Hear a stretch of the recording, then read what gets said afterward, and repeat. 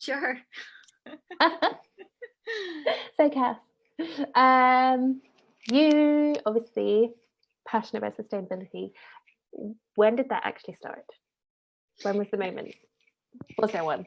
I was thinking about that, and I can't remember a time in which, like, I guess a time in which nature hasn't been important to me. So I think it's always been growing up in California and, being near mountains and the ocean. It's always been a big pull in my life. And then I would say I've been really fortunate to work in some pretty amazing places where I've also seen how natural resources, when not managed well, can kind of lead to conflict, can lead to kind of just unsustainable practices for communities, particularly in some of the work I've done in Sudan and Cote d'Ivoire and other places where you just see the impact of deforestation really very closely and upfront on local communities. And then I would just say, as becoming a parent, I think now when you hear all the news, it only reaffirms your commitment to want to make sure that your children inherit a world that, they can enjoy nature and all of the wonderful things that it has to offer. So I guess in short, the answer would be it's been a series of aha moments and kind of reinforcing the value and importance of sustainability and kind of living in harmony with our environment that really, connects us to the world and each other. I guess maybe. And in terms of working with small businesses, what motivates you to help support them? Yeah, I mean, well, one, I would say, obviously small businesses don't have whole sustainability teams to delve into these issues, and yet there's small businesses everywhere, and they're going to be an integral part of kind of building a more sustainable future. And there's also a lot of innovation, and I think small businesses are a bit more nimble to be able to implement things than some of the processes you have to go through with really big organizations. So I think equal parts, they're going to be an important part of the solution, and also they have the nimbleness and flexibility to put words into action. Yeah, and I guess that moves on to it can be quite daunting and expensive because the teams aren't in place. And resources are limited. And what do you see are the main challenges, and how can we encourage more small businesses to get stuck in? Yeah, I mean, so I think one of the the biggest aspects is just where or even how to get started. It is a really complex field, and I think taking comfort in a few things it's best to just get started. It's important to realize you're not going to have all the answers at the outset, that sustainability really is a journey. And so, for small businesses and kind of smaller companies looking to address these issues, if they first kind of look at where your material impacts are, have a conversation with your suppliers and your employees, and collectively brainstorm about, where can we focus on, and just start working on that, and being honest, I guess, with where you're at, and that it's not going to be perfect, and you're going to improve and iterate. But we know that we have limited amount of time to really kind of turn around our consumption patterns in the way that businesses operate. And we've got to just kind of put plans into action. Do you think, because obviously quite a lot of people are talking about sustainability at the moment, and there's a lot of companies who are very keen to kind of talk about what they're doing or put out a sustainable message, is greenwashing a problem? And how are consumers who are wanting to make the right choices, like, how can they navigate through this?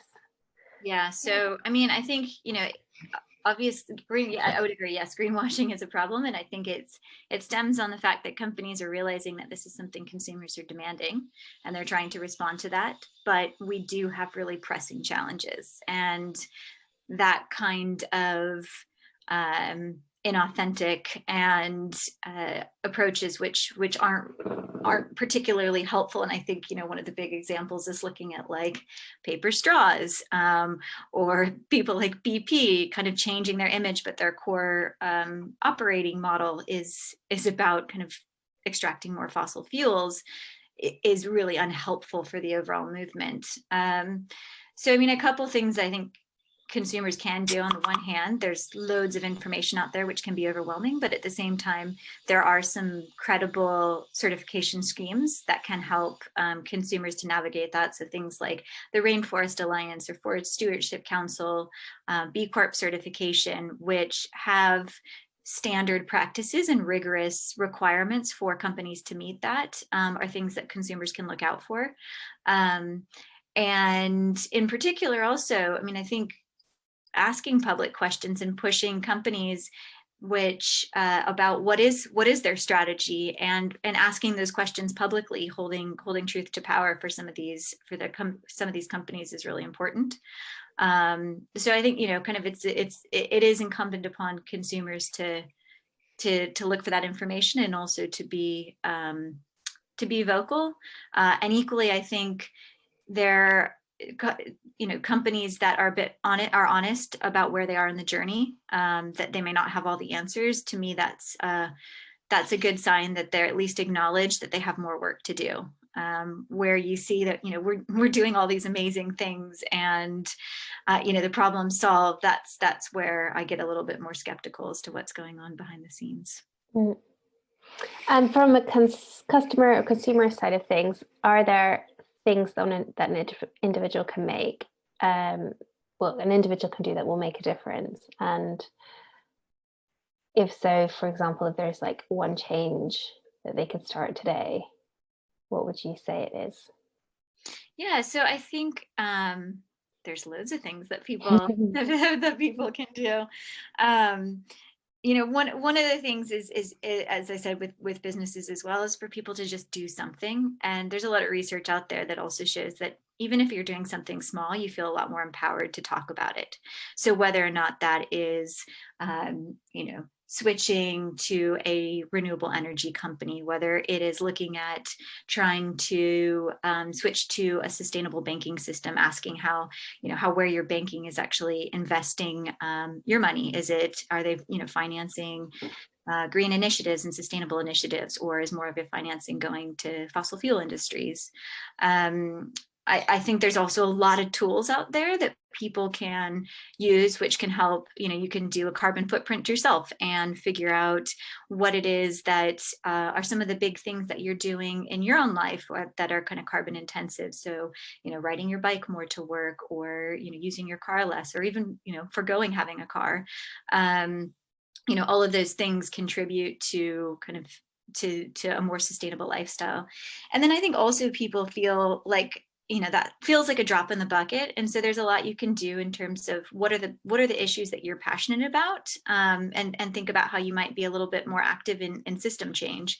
So there's resources out there where people can also take you know, presentations, and give presentations, or just start discussions within your company about what does sustainability mean for us, and how are we working together to address the climate crisis. So I think, you know, both individual actions, whatever suits your lifestyle, as well as looking at what are the issues you're passionate about, and where in your ecosystem can you make a difference. And I think some of the, you know, there's really kind of little interesting exercises that people can do as well. So the Sustainable Development Goals, which are kind of the big global goals that the world is collectively trying to achieve to have a more sustainable future. You can look at those and say, what could I do in my life to support, you know, less water use, or what could I do in my life that supports poverty eradication, and just brainstorm. You know, so it can be anything small and large, but just getting started, I think, is the most important thing. Brilliant. Thanks, Cass. I think that's a really, really good